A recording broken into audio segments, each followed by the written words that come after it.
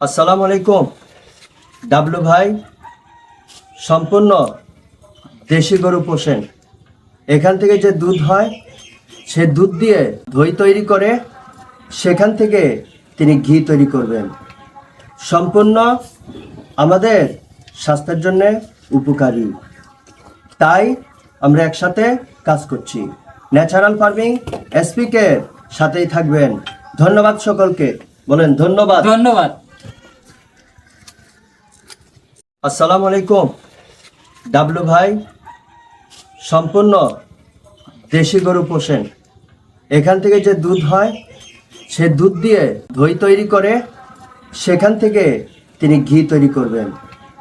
সম্পূর্ণ আমাদের স্বাস্থ্যের জন্য উপকারী, তাই আমরা একসাথে কাজ করছি।